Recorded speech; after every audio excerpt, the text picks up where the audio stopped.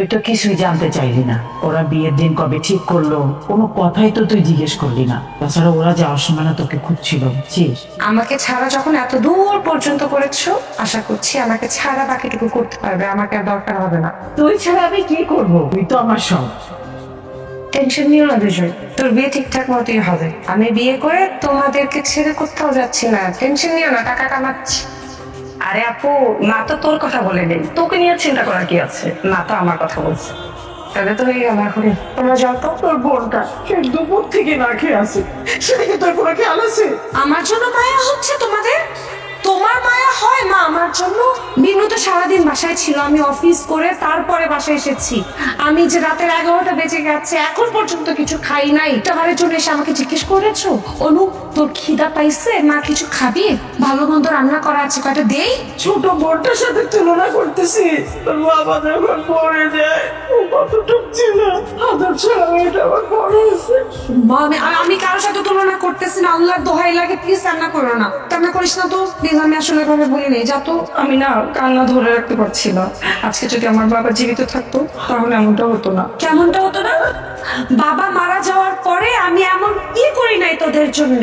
আম্মা, সংসার কি আমি বাবার মতো করে চালাচ্ছি না? যা চাচ্ছ সংসার আমি কি দিচ্ছি না? সংসার চালানোর কথা তো বলছি না, এই যে ওর বিয়েতে ওরা বাইক চেয়েছে, আমি এত টাকা কোথায় পাবো? তুই একটা কাজ কর, এই ফ্ল্যাটটা বিক্রি করে দে, তাও তোর বিয়েটা দিয়ে আমি শান্তি পাবো। বিনুর বিয়ের জন্য ফ্ল্যাট বিক্রি করে দিয়ে আমি কি রাস্তায় থাকবো মা? বুঝতে পেরেছি আসলে। বিনু প্লিজ আমাকে নিয়ে যা তো, টেনশন নিও না, আমি দেখতেছি, ফ্ল্যাট বিক্রি করা লাগবে না, প্লিজ আমাকে নিয়ে যা প্লিজ। মা কান্না করো না। তোর কোনো দাম নাই রে অনু, টাকার দাম আছে। বিয়েতে টাকা দিতে না পারলে বাবার ফ্ল্যাটটা তোর মা বিক্রিও করে দিতে পারে। মার উপর রাগ করো না, ফ্ল্যাটটা আমি বিক্রি করতে দিব না। আপনার বোনের নাকি বিয়ে ঠিক হয়েছে? আলহামদুলিল্লাহ। আচ্ছা স্যার, আমি যদি এই মুহূর্তে চাকরিটা ছেড়ে দিই? এটা একটা এনজিও চাকরি। আপনার চাকরির বয়স 9 বছর একটু বেশি হবে, সেক্ষেত্রে আপনি 7 থেকে 8 লাখ টাকা পেতে পারেন। স্যার তাহলে চাকরিটা ছেড়ে দিই। আপনি কি পাগল হয়ে গেছেন না? এই চাকরি সোনার হরিণ, সরকারি চাকরিতে কোনো অংশে কম না। মাঝপথে আপনি চাকরি ছেড়ে দেবেন? স্যার সামনে আমার বোনের বিয়ে, আমার বোনের বিয়েতে অনেকগুলো টাকা লাগবে।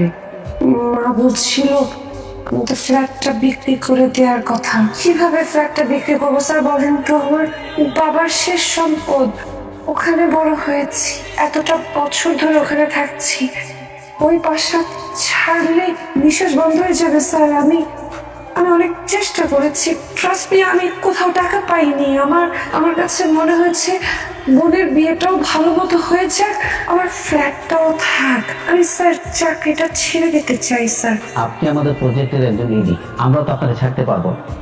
তার চেয়ে ভালো হয় আমি আপনাকে 2 লাখ টাকা লোন করে দিই, আর আমার নিজের পার্সোনাল ভাবে কিছু টাকা আপনাকে দিই। দেখেন আপনি ম্যানেজ করতে পারেন কিনা। আপনি যদি এই চাকরিটা আর 10 বছর করতে পারেন তাহলে আপনি 40 লাখ টাকা পাবেন, যে টাকা দিয়ে আপনার বাকি জীবনটা। স্যার প্লিজ এমন কথা বলবেন না।